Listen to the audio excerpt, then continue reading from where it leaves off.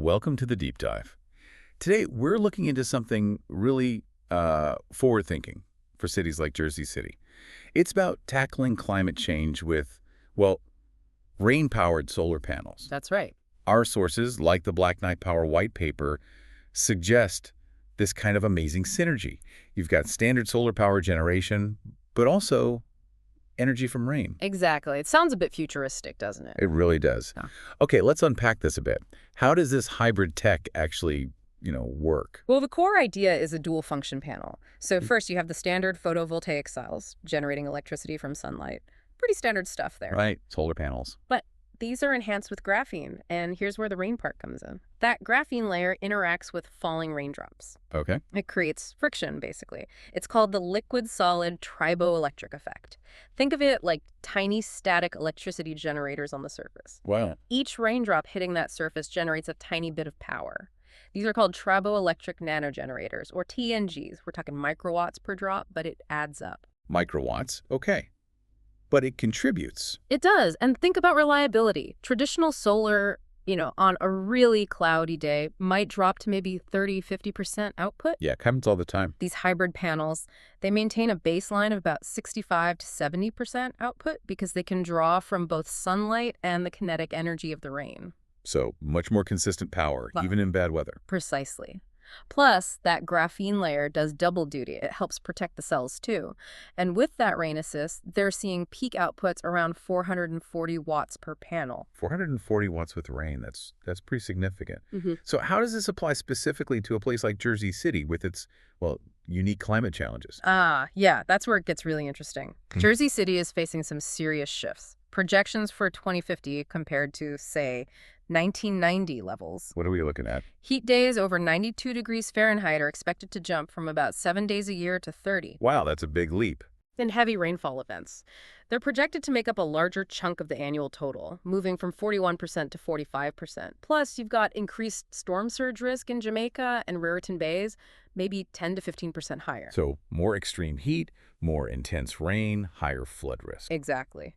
And connect that to the city's infrastructure. Right now, something like 32% of buildings in Jersey City's flood zones need structural upgrades. 32%, that's huge. It is. And think about storm frequency, what used to be considered a 100-year storm event.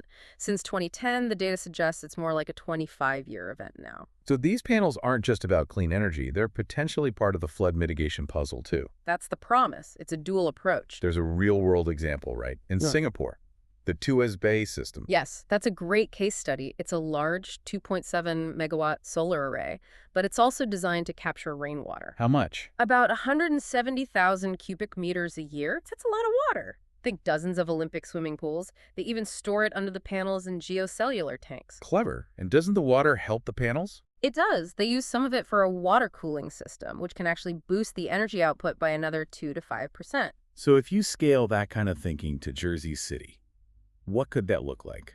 Well, modeling suggests Jersey City could potentially capture the equivalent of maybe 42 Olympic pools worth of rain annually. 42 pool. And the models project that could lead to something like a 12–15% reduction in flooding impacts. Plus, you get an estimated energy yield of around 3.1 megawatt hours per day. Okay, energy and flood reduction.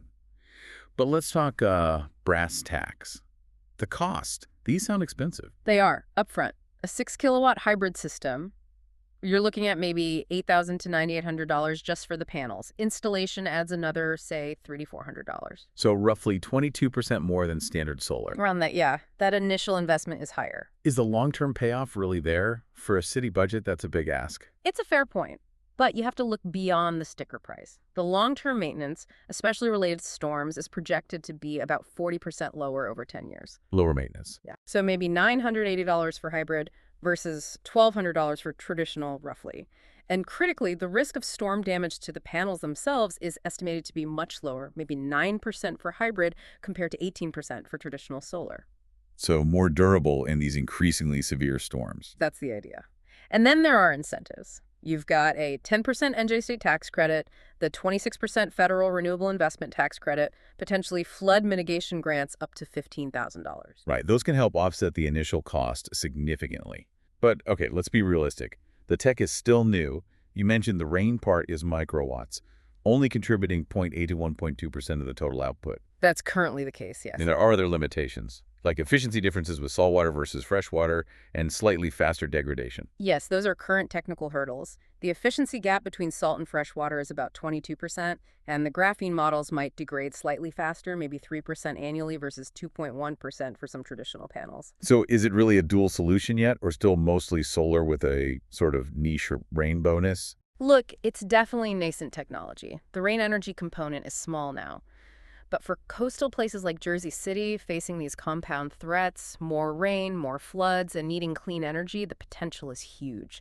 Even with current limitations, it offers something conventional solar just can't: integrated energy and water management. So wrapping this up for Jersey City, it seems like this integrated approach could be a powerful tool. It helps meet renewable energy goals while also directly addressing that big vulnerability, the 32% of buildings at flood risk. Exactly. And it leads to a bigger question, really, something for you listening to think about. How might this kind of hybrid model, generating energy and managing water simultaneously, fundamentally change how we design resilient cities, not just in Jersey City, but in coastal communities all over the world facing similar climate pressures?